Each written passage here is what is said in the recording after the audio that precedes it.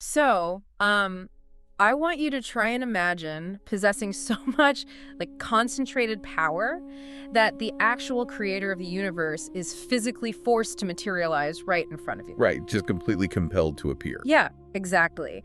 And you are just standing there essentially dictating your terms to the cosmos. You ask to be absolutely immune to gods. Yeah. You ask to be immune to demons, to monsters, to, celestial musicians, flesh-eating spirits. You basically become, for all intents and purposes, completely invincible. You conquer the three worlds. You do. But then, thousands of years later, your entire empire just burns to the ground. You're completely destroyed. And it's all because, in your infinite arrogance, you forgot to add a clause about monkeys to your contract. It really is. I mean, it's the ultimate historical example of how a blind spot born out of sheer ego can dismantle a whole empire. Right. You build this impenetrable fortress, but you leave the front door unlocked because you just don't believe anyone is brave enough or significant enough to even turn the handle. Wow, yeah. Welcome to a very special deep dive, everyone. Today, we're not just looking at a story. We are pulling apart the foundational blueprint of one of the greatest epics in human history, the Valmiki Ramayana. It's going to be a huge journey. Oh, absolutely. But here's the fascinating part. We aren't starting where most adaptations start. We're leaving the famous battles and the sweeping journeys into the forest for another day. Which is where most people usually focus. Exactly. Instead, we are focusing exclusively on the Balakanda, the Prelude. We're diving into the deeply calculated cosmic politics, the bizarre karmic debts, and the, astonishingly specific earthly events that set the entire board up long before the main characters even take their first breath. Because for anyone wanting to truly comprehend this text, you have to adjust your starting line. It's absolutely vital. It really is. If you begin reading from the exact moment Rama is born in the earthly kingdom of Ayodhya, you're essentially walking into a theater halfway through the film. Right, you see the explosion, but not who set the bomb. Exactly. You are witnessing the chaotic effects, but you're completely blind to the incredibly intricate, centuries-old causes. And today, our roadmap is the Gita Press translation of the Srimad Valmiki Ramayana. Which is a fantastic resource. It really is. It's deeply respected for its adherence to the original Sanskrit, and it preserves all the heavy philosophical mechanics that drive Valmiki's universe. And those mechanics are just wild. I mean, to you, listening right now in your car or at your desk or wherever you are, have you ever looked at a major event in your life, like a career change or meeting a partner? Or a sudden crisis. Yeah, crisis. And you realize it wasn't just the result of a single decision. It was actually the culmination of a million tiny, unseen dominoes falling perfectly into place across years. It's a very humbling feeling. It is that feeling of awe, of realizing you are part of a massive invisible architecture. That is exactly the feeling Valmiki is trying to evoke. The Ramayana operates on two completely different yet entirely intersecting planes of reality. Yeah, you have the earthly plane, where human beings are dealing with these deeply intimate, visceral tragedies. Like infertility and grief. Exactly. Succession crises, the heavy burden of ruling a kingdom. But running parallel to that, and eventually colliding with it, is the divine plane. Right, where the gods are facing an existential, universe-ending threat. Yes, and the cosmos doesn't just wave a magic wand to solve its problems. It actually requires an anchor in the physical world. It has to weave its vast, galaxy-spanning solutions into the messy, desperate realities of human desire. Which means before we can even talk about a savior, we have to talk about the crisis that demanded one. We have to talk about Ravana. The great Rakshasa king. Right. And I was reading through the source notes, and my first question was really about the nature of this villain. Because in a lot of Western traditions, a demon is just a demon. A creature born in a dark pit. Exactly. Inherently evil, existing just to cause chaos. But Ravana isn't like that at all. The text calls him a Rakshasa king, and it says he earned his power. So how do you earn the power to terrorize the gods? That is such a fundamental distinction we have to draw to understand the physics of this universe. Ah. A Rakshasa in the Vedic context isn't a mindless ghoul at all. Okay. The term actually comes from the Sanskrit root raksh, which means to protect or to guard. Oh, wait, really? To protect? Yeah. Though it evolved to describe beings driven by extreme passions, immense physical power, and often this ferocious appetite for dominance. But they are highly intelligent. And cultured, right. Deeply cultured in many ways, and capable of immense discipline. And that discipline brings us to the concept of tapasya. I saw that word a lot in the text, tapasya. The notes translated it as austerities or asceticism, but the way it functions in the story, it doesn't sound like just meditating quietly in a cave. No, not at all. It sounds dangerous. It is very dangerous. You have to think of tapasya not as a religious prayer, but as a mechanism for hacking the universe's code. It translates roughly to generating spiritual heat. Spiritual heat, I like that. Yeah. In the cosmology of the Ramayana, if any conscious being, human, god, or rakshasa, engages in absolute unyielding discipline, they generate immense kinetic energy on a spiritual level. So they deny their physical needs and they focus their mind to a single piercing point. Right, and they accumulate this volatile energy. And Ravana took this to an extreme that is, frankly, almost hard to conceptualize. The sources describe him performing these austerities for thousands of years. Thousands of years. And it wasn't just sitting still, he was literally offering his own severed heads into a sacrificial fire. Yes. Just to force the attention of Brahma, the creator deity. That's intense. It is a profound act of violent, concentrated willpower. And the crucial mechanic here is that the universe operates on strict laws of cause and effect. Okay, so it's a system. Exactly. When Ravana generates that much spiritual heat, that much tapasya, the system reaches a boiling point. Brahma, as the administrator of creation, doesn't grant Ravana a wish because he likes him, or because he endorses his brutal methods. He is compelled by the sheer gravitational force of Ravana's accumulated energy. The system demands a release valve. So Brahma essentially has no choice. None. He must appear, and he must offer a boon to balance the cosmic ledger. So Ravana basically brute forces his way to admin privileges. That's a great way to put it. He demands invincibility. But he doesn't just say, make me immortal. He drafts this highly specific legal document. He enumerates exactly who cannot kill him. It is a fascinating display of his analytical mind mixed with his overwhelming ego. He addresses Brahma and lists the threats he actually respects. Right, the heavy hitters. He demands immunity from the Devas, the gods of the celestial realms. He demands immunity from the Davas, his rival demonic factions. Okay. He lists the Gandharvas, the Yakshas, the Pishachas. Basically, every major class of celestial, magical, or monstrous being in existence. And he even includes beasts, right? Yes, specifically naming birds and serpents, ensuring that no mythical creature can tear him apart. So he covers the heavens, the underworld, the magical forests. He builds a wall around himself that is utterly impenetrable to the most powerful forces in reality. But he deliberately leaves off two categories. He does. Humans and monkeys. Yes. The omission is glaring. I really want to unpack this omission, because if you're going through the trouble of listing flesh-eating spirits and giant birds, why wouldn't you just add humans to the list? You'd think it would be easy. Right. Was it an oversight? Was he just, tired of listing things? The source text uses a very specific word to describe his reasoning. It says he viewed them as durable. Durable. The brilliant psychological detail by Valmiki. Durable means weak, frail, lacking in strength or significance. Wow. So Ravana's failure wasn't an accident of memory. It was an active, conscious dismissal based on utter contempt. To put this in modern terms, it's like a corrupt billionaire hiring an army of lawyers to draft an ironclad contract protecting him from the FBI, the CIA, the IRS, international tribunals, rival mega corporations. All big threats. Right, but he doesn't include a clause protecting himself from, say, a random barista at a local coffee shop, because he doesn't even view that barista as a mathematically significant entity. Exactly. He doesn't register them as a threat to his existence at all. And by doing that, he accidentally writes the exact coordinates for his own destruction right into the contract. That analogy perfectly captures the spirit of the text. Valmiki is establishing a core philosophical truth before the narrative even really begins. Which is what? That immense power creates immense arrogance, and arrogance is a blinding force. Ravana is obsessed with cosmic grandiosity. He respects the gods enough to fear them. He respects other demons enough to ward against them. But humans are just beneath his notice. He looks down at the mundane, mortal realm with absolute disdain. And in the Vedic worldview, holding any part of creation in absolute contempt is a fatal flaw. The universe always corrects imbalances, and it often uses the very thing you despise to execute that correction. And the gods figure this out. They are getting utterly crushed by Ravana at this point.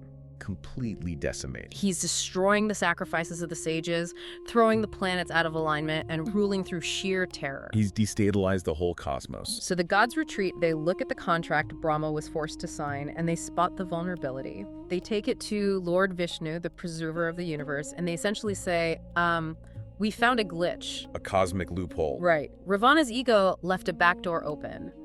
But to use it, you have to do something unthinkable. They ask the infinite supreme preserver to shrink himself down into a fragile, mortal vessel. Which is a staggering demotion if you think about it. It really is. Vishnu must willingly subject himself to human limitations, to hunger, to physical pain, to the passage of time, and most profoundly to human grief. And all because a Rakshasa king didn't think a mortal was worth worrying about. Exactly. Vishnu agrees to this immense sacrifice, stating he will divide his essence and incarnate as the mortal sons of King Dasharatha. Okay, so the gods have their loophole. They have a plan to get a human savior onto the board. But as I kept reading, I realized that a loophole isn't a weapon by itself. No, it's just an opening. It's just an opportunity. And I found myself thinking, surely Ravana made some incredibly powerful enemies along the way who were just waiting to exploit this. He made many. And that brings us to a deeply fascinating backstory referenced in the Uttara Index. It's the story of a woman named Vedavati. And let me tell you, this completely broke my understanding of the Ramayana. The story of Vedavati is essential. It completely reframes one of the most central characters of the entire epic, and it explains the mechanics of karmic debt perfectly. What specifically stood out to you in her narrative? Well, first of all, she isn't just a regular person. The text refers to her as a Brahmarshi maiden. Now, I have this vague image of a sage sitting under a tree, but what exactly does it mean to be a Brahmarshi, especially a young woman in this context? It's a huge deal. A Brahmarshi is not an ordinary monk or a simple priest. It is the highest possible designation for a sage. Oh, wow. It indicates someone who has attained the ultimate direct realization of Brahman, the supreme absolute reality. They have transcended physical limitations and wield pure spiritual authority.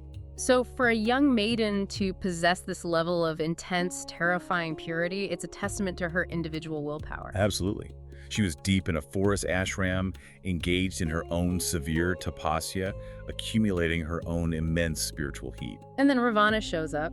He's roaming the world, just asserting his dominance over everything he sees. He spots her, and he's driven by lust, but also by this toxic need to conquer anyone who isn't bowing to him. This is about subjugation. Right. So he approaches her, and he fundamentally disrespects her sacred space. He touches her, he assaults her dignity and her physical autonomy. He crosses a massive line. But Vedavati's reaction is where the story shifts gears for me. She doesn't cower, she doesn't beg for the gods to save her. She fights back using her own spiritual gravity. She weaponizes her purity. Remember how we discussed tapasya's kinetic energy? Yeah, the spiritual heat. Right. Ravana used his energy to build a shield of invincibility. Vedavati uses her accumulated energy as a localized, devastating karmic strike. Wow. When Ravana violates her boundary, she doesn't use a physical sword. She uses the raw, concentrated force of her spiritual realization to enact a curse. She looks at this terrifying, world-conquering tyrant, and she declares that she herself will be the direct cause of his ultimate agonizing destruction. A very specific vow. But then, and this is where I actually had to reread the page to make sure I understood it, she builds a massive sacrificial fire, and she walks into it. She burns herself alive. Yes, she does. I have to admit, I was so confused by this. How does dying solve her problem? Doesn't that just let Ravana walk away as the winner? It is a deeply jarring moment for a modern reader, for sure. To understand it, we have to look at the Vedic mechanics of the soul and the concept of a sankalpa, or a supreme vow. The sankalpa. Yes. Vedavati isn't committing an act of despair. She is committing an act of cosmic, targeted reincarnation. Okay, break that down for me. Her current physical body was touched and defiled by Ravana, rendering it, in her view, unsuitable for her ongoing spiritual practices. But a soul that has accumulated that much tapasya can actually direct its next destination. Oh, I see. By entering the fire with an unbroken, singular focus on Ravana's destruction, she is forging her soul into a heat-seeking missile. She binds her soul's future entirely to his downfall. She is essentially saying, I am shedding this physical form so I can return specifically to ruin you. It is a terrifying level of commitment. It really is. And it works. Because who does Vedavati reincarnate as? She reincarnates as Sita, the princess of Mithila, the woman who will eventually become the wife of Rama. This detail completely exploded my perspective on Sita. I'm sure it did. If you ask anyone on the street about Sita, the image is almost always the captive wife, the pure, sorrowful woman waiting in the demon king's garden to be rescued. The damsel in distress archetype. Exactly. But when you view her through the lens of Vedavati, she isn't just a victim who happened to be in the wrong place at the wrong time. She is a reincarnated cosmic force of absolute vengeance. She is the architect of his demise. Yes. The kidnapping in the Dandaka forest, which kicks off the main war of the epic, is usually read as Ravana's ultimate act of villainy. And, it is. But on the divine plane, it is a karmic trap snapping shut. A snare that was laid centuries prior. Exactly. Ravana believes he is asserting his ultimate dominance by stealing the wife of a human prince. He thinks he's taking a trophy. In reality, he is personally dragging the very instrument of his promised destruction directly into the heart of his impenetrable golden city of Lanka. I love the cinematic irony of it. Sita is a ticking time bomb. Perfect way to put it. And Ravana, blinded by his lust and his ego, steals the bomb, carries it into his own house, and locks all the doors behind it. He has absolutely no idea that he has met this soul before. None. He doesn't recognize your spiritual frequency. The universe didn't just need a human savior to exploit the loophole. It needed her to fulfill the curse. Right. The cosmos requires both Rama and Sita to manifest on Earth, to find each other, and to be placed in a scenario where Ravana's own arrogance draws him out to his death. We have the blueprint. The cosmic need is established, the karmic debt is locked in, and the avatars are willing. But a divine incarnation cannot simply materialize out of thin air in the middle of a city square. That makes sense. The universe requires an anchor point. It requires a mortal vessel to bring this immense, galaxy-spanning energy down into flesh and bone. And to find that anchor, Valmiki dramatically shifts the camera away from the heavens down to the earthly realm, to the kingdom of Ayodhya. We move from the macrocosm to the microcosm. Exactly, from the existential panic of the gods to the quiet, devastating melancholy of a single human being. We are introduced to King Dasharatha. The ruler of Ayodhya. Yes. And the text goes out of its way to paint a picture of a man who has absolutely everything. He is a Dharmatma, a deeply righteous, moral ruler. Highly respected. Fiercely powerful, his armies are unmatched, his treasury is overflowing, his kingdom of Ayodhya is described as a utopia of wealth and justice. But beneath the crown and the silk, Dasharatha is a broken man. The phrasing in the Valmiki Ramayana is incredibly evocative here. It states that despite his absolute sovereignty, he was constantly lamenting. Constantly lamenting. Think about the crushing psychological weight of that. It's immense. He is a king whose every command shapes the destiny of millions, whose granaries feed entire nations, and yet he wakes up every single morning with a hollow, aching void in his chest because he has no son. He has no heir. And to everyone listening, I want you to really sit with this emotional reality. Yes, please do. Because it's so easy to read ancient texts and view the characters as political chess pieces. You think, oh, the king needs an heir to prevent a civil war. And yes, geopolitically, an empty throne is a huge crisis. But Valmiki makes it deeply personal. Have you ever chased a massive goal in your life? Maybe a promotion, or building a business, or buying a house. You tell yourself, once I achieve this, I'll be happy. Right, and then you get it. You reach the absolute pinnacle of your field. But when you sit down at the end of the day, you realize you are completely empty inside, because the one intimate personal thing you actually wanted is out of your grasp. That is Dasharatha. He has conquered the world, but his house is empty. The juxtaposition is brilliant. We just analyze the gods, terrified because the universe is about to be annihilated by a demonic tyrant. That is a massive cosmic stake. Right, huge scale. But Dasharatha is completely ignorant of Ravana's loophole. He knows nothing of Vishnu's promises or Vedavati's curse. His desperation is entirely earthly, entirely human, and deeply intimate. He simply wants to hold a child. He wants to hear the laughter of a son in his palace. The genius of the epic's architecture is how it takes these two vastly different scales of suffering, the cosmic and the personal, and aligns them to solve each other. So Dasharatha reaches his breaking point. He realizes all his wealth and armies cannot fix his biology. He consults his inner circle, the great sages Vashista and his trusted minister Sumantra. His closest advisor? Yeah, and they tell him that ordinary prayers and localized rituals are not going to be enough to shift his fate.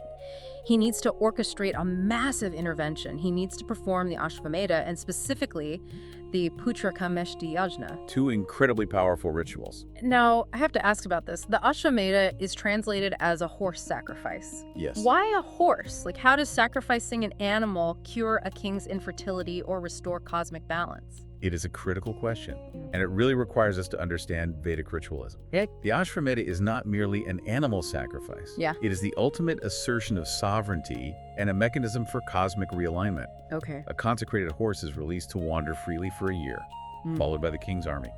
Any territory the horse enters must submit to the king or fight. Wow. Okay, so it's a display of power. Absolutely. When the horse successfully returns, it symbolizes that the king's dominion is absolute and undisputed. Sacrificing the horse is then an act of offering that immense consolidated earthly power back to the cosmos. To clear the karmic slate. Exactly. It's a massive release of energy intended to clear karmic blockages. So the Ashvamedha clears the geopolitical and karmic stage, but then they have to perform the Putrakameshti Yajna. And from what I understand, this is a highly volatile, deeply specific ritual designed exclusively to compel the universe to grant offspring. It is an incredibly complex spiritual operation. Right. You're essentially attempting to force the heavens to open up and deposit a soul into a specific womb. It requires an exactness of pronunciation, absolute purity of intent, and a staggering expenditure of spiritual wealth. Which brings up a massive complication. Dasharatha's head priest, Vashishta, is one of the most powerful sages in existence. But even Vashishta looks at the requirements for the Putrakameshti Yajna and says, I can't lead this. He recognizes his own limits. Yeah, he basically says, I am not the right catalyst. They need someone with a very specific, almost alien spiritual frequency to act as the conduit between Dasharatha's earthly grief and the blazing power of the gods. A very rare kind of person. And this necessity drags us into one of the most bizarre, fascinating detours in the entire epic. They need a sage named Rishyasringa. The introduction of Rishyasringa is a narrative masterstroke. Yeah. To draw the divine essence down into Ayodhya, the ritual requires a focal point of absolute, uncorrupted purity. And Rishyasringa's backstory is defined by an extreme, almost feral isolation. The sources say he was the son of a powerful sage named Vibhandaka. But Vibhandaka didn't just raise his son in a quiet monastery. He raised him in the absolute deepest, most impenetrable part of the wilderness. Totally removed from civilization. Rishyasringa was completely cut off from all human society. He was profoundly celibate, profoundly innocent. In fact, he had never even laid eyes on another human being other than his father. It's hard to even imagine. He didn't even know that women existed. His isolation was so complete that he lacked the fundamental conceptual framework of human society. He didn't understand greed, he didn't understand politics, and he didn't understand lust, because he had never been exposed to the triggers for those emotions. He was purely elemental. Yes. His very name, Rishyasringa, literally translates to deer-horned. The text strongly suggests he actually had a physical horn on his forehead. A tangible mark of his wildness. Yeah, it symbolizes just how wildly connected he was to the forest. He wasn't really a human functioning in society. He was an extension of the natural world itself, a walking concentration of unspent, uncorrupted spiritual energy. And we must return to our mechanics of the universe here. Okay, the physics of it. Right. Unbroken purity and immense concentration generate a spiritual vacuum, a gravity well. Because Rishyasringa had never expended his energy on worldly desires, his internal power was staggering. Wow. His mere physical presence could manipulate elemental forces. And that raw power is exactly what made him highly sought after by desperate kingdoms. Because before Dasharatha needs him for a baby, a neighboring king needs him for survival. The kingdom of Anga, ruled by King Ramapada, is undergoing a catastrophic drought. Devastating the land. The rivers are dry, the crops are dead, the people are starving. Ramapada's advisors look at the situation and say, the gods have turned away from us. They need a miracle. Right. And they say, the only way to break this drought is to physically bring the sage Rishyasringa into our borders. His sheer purity will act like a magnet, forcing Lord Indra, the god of rain, to open the skies. But then they hit a massive logistical wall. A huge one. How do you extract a feral, horned, hyper-pure ascetic from a dense jungle when he doesn't even know what a city is? You cannot send soldiers. No. An army would frighten him, or worse, invite a devastating curse from his fiercely protective father. Good point. You cannot send diplomats, because he doesn't speak the language of politics or negotiation. The ministers realize they must bridge the gap between his ascetic, elemental world and their desperate earthly realm. And they devise a plan that highlights a sharp, fascinating collision of values. They decide to send courtesans. I have to admit, when I read this, I physically stopped and put my notes down. It's surprising. I was completely thrown. You have the sacred text dealing with gods and cosmic karma, and suddenly it turns into a bizarre extraction heist. It really does read like a heist. They literally think, we need the holiest guy on earth, let's send in a team of sex workers to lure him out. I really struggled with this. Isn't it profoundly unethical? They are exploiting his absolute innocence to manipulate him. It is undeniably manipulative, and Valmiki doesn't shy away from the discomfort of it. It is a profound psychological study of the clash between two realities. Okay. The ministers of Anga are operating from a place of pure, desperate survival. The morality of the extraction is secondary to the starvation of their people. That makes sense. They send the courtesans not to seduce him in a traditional sense, because that would require him to understand lust, but to weaponize his curiosity. And his reaction to them is incredible. The courtesans enter the forest, beautifully dressed, carrying sweets and singing. A total sensory overload for him. Exactly. Rishyasringa sees them, and because his entire worldview is limited to the forest and his father, his brain tries to categorize them using the only framework he has. Which is ascetics. Yes.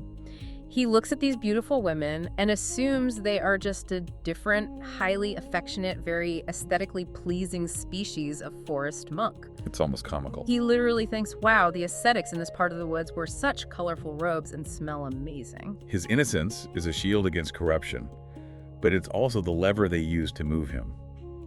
He is drawn to them with the primal, wide-eyed fascination of a child encountering something shiny and new. And the courtesans are terrified of his father finding out, so they work quickly. They have a narrow window. They sing to him, they feed him sweet foods he has never tasted, disrupting his ascetic diet, and they slowly, gently lure him out of his hermitage. Step by step. They guide him onto a boat designed to look like a floating ashram, and they float him down the river, out of his isolation, and into the sprawling, suffering kingdom of Anga.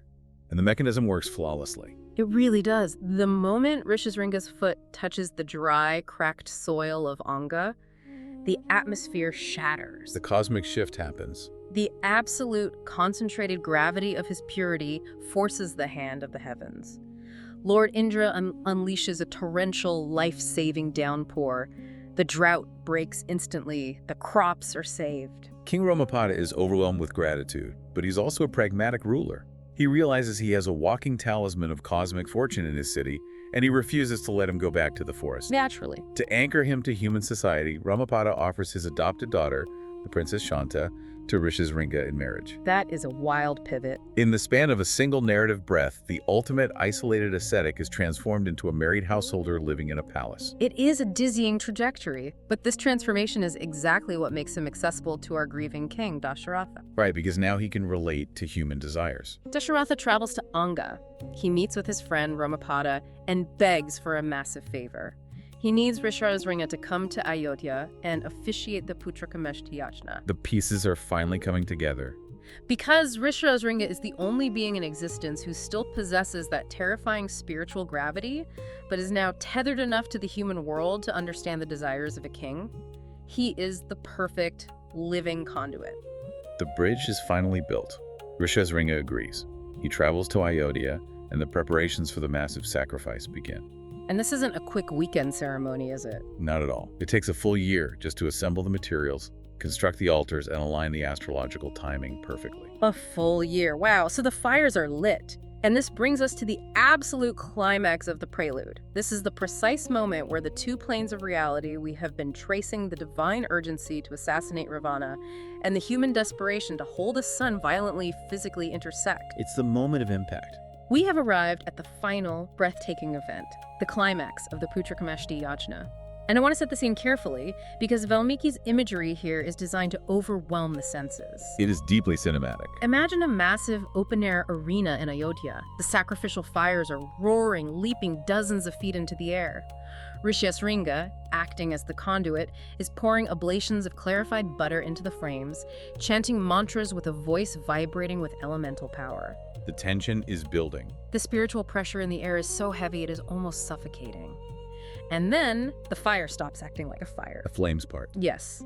And from the very heart of the inferno, an entity materializes. Valmiki doesn't describe a gentle, glowing angel. He describes a terrifying, majestic manifestation of raw cosmic power known as the Prajapatya Purusha. The description is striking. The physical description of this being is burned into my mind. Out of the blinding light steps a colossal figure. His skin is pitch black. He is draped in brilliant, blood-red garments. His face is flushed, a deep crimson radiating heat. When he opens his mouth, the sound isn't a human voice. It booms and echoes like a massive kettle drum being struck in an empty canyon. A booming, resonant voice. His hair and his beard are thick, glossy, and wild, resembling the mane of a massive lion. It is a deliberate aesthetic of overwhelming authority. The Purusha is not a god to be prayed to. He is an administrative function of the universe, made flesh to execute a specific task. That's a great way to put it. He is terrifying because the power required to alter destiny is inherently terrifying, and he brings a physical payload. Yes, he steps out of the fire holding a massive glowing vessel. The text specifies it is made of Jambrunad gold, the purest, most celestial gold in existence, forged in the fires of the heavens. The details are so specific. The bowl is sealed with a shining silver lid, and inside this vessel is something completely unexpected. It is a divine payasam, kheer. A sweet, milk-based rice pudding. It creates a fascinating cognitive dissonance. You have a roaring, lion-maned deity stepping out of an apocalyptic fire, holding a bowl of dessert. It does seem strange at first glance. It really does. But this is where the theology becomes deeply literal. The payasam is not food in any biological sense. It is the physical, consumable manifestation of Lord Vishnu's divine essence. Wow. It is the raw material of the supreme preserver, condensed, sweetened, and made physically digestible for fragile mortal wombs. It is essentially a divine DNA transfer mechanism. Exactly. The Purusha's booming voice echoes across the sacrificial grounds, instructing Dasharatha.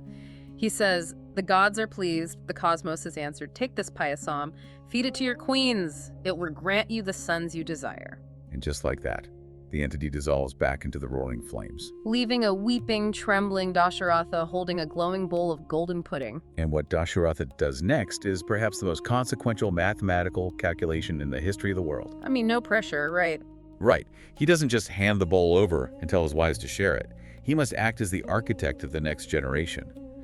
The way he devised that payasam directly dictates the distribution of Vishnu's divine fractions, or amshas. It shapes their very souls. It shapes the spiritual weight and the specific personalities of the avatars that will be born. Why does the fraction matter so much, though? If it's all divine essence, wouldn't they all just be equally godlike? Well, in the Vedic framework, a physical body can only hold so much divine voltage before it burns out. Oh, I see. A Purna avatar, a full incarnation, requires a massive concentration of that essence, while partial incarnations support and balance that primary force. Dasharatha, guided by a profound intuitive alignment with the cosmos, makes his division. He takes the golden bowl to his three queens. First, he approaches his eldest and most senior queen, Kausalya. He gives her exactly 1/2 of the entire celestial pudding. A massive portion. Yeah. Then, he moves to his youngest queen, Kaikeyi, and gives her a portion. Then he goes to his third queen, Sumitra, and gives her a portion. And then, pausing to calculate the remaining essence, he returns to Sumitra and gives her a second portion. And those precise fractions manifest reality. How so? Kausalya, having consumed the massive half portion of the divine essence, conceives Rama. He is the primary vessel, the core of Vishnu's power, tasked with the ultimate destruction of Ravana. The main weapon. Yes, Kaikeyi conceives Bharata, who will embody the absolute peak of Dharma and righteous duty. And Sumitra. Sumitra, having received 2 distinct portions from the king, conceives the twins, Lakshmana and Shatrughna. They act as the fierce, unwavering protectors and extensions of their brothers' wills. The text includes a detail here that is so beautiful I have to share it. Please do. It says that after consuming the celestial kheer, the physical bodies of the queens began to change. Their wombs became visibly radiant. Visibly glowing. The text says they glowed like fire and the sun. They were physically, literally carrying the light of the cosmos, the solution to the universe's most terrifying problem, inside them. It's breathtaking imagery. Dasharatha's hollow, earthly despair was finally tangibly filled by the grace of the gods. It ties the entire sprawling prelude together with just breathtaking precision. Think of the vast distances we have traveled today. We've covered a lot of ground. The universe required a highly specific method to exploit the blind spot in Ravana's ironclad contract. It required a physical vessel to execute the terrifying karmic vengeance promised by a burning sage in a forgotten forest. And to achieve all of that, it utilized the devastating grief of an earthly king and the elemental feral purity of an isolated boy in the woods. It all converged. The thousands of years of violent tapasya, the curses hurled in the wilderness, the political anxieties of desperate ministers, and the quiet tears of a father in an empty palace. It all flowed perfectly, inevitably, right into that single golden bowl of payasam. It is the ultimate testament to the interconnectedness of action and consequence. Every single choice, whether it is an act of supreme arrogance, an act of brutal cruelty, or an expression of desperate, aching sorrow, feeds into the larger tapestry. No action exists in a vacuum. Exactly. Which brings us to our conclusion for today's journey. We started by stating that the Ramayana is built on a foundation of massive, invisible, cosmic dominoes. And hopefully we've illuminated exactly how those dominoes were set. Long before the main story even starts. Right. Before Rama ever lifted his legendary bow, before Sita was ever taken into the forest, the outcome was already being written.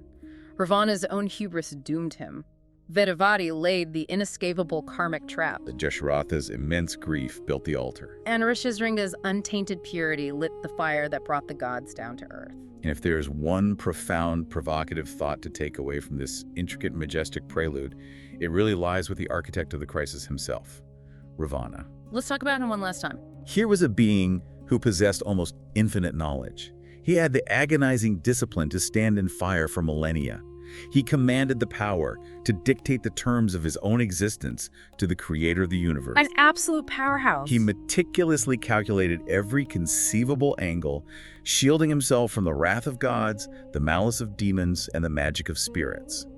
Yet, he was utterly, completely dismantled by the one thing he deemed too insignificant, too frail, and too weak to even worry about. Humans and monkeys. Exactly. So, to you listening to this right now, think about the architecture of your own life. Think about your grand plans, your career trajectories, your relationships, and your absolute unshakable certainties. We all have them. What is the human and monkey clause in your own contract?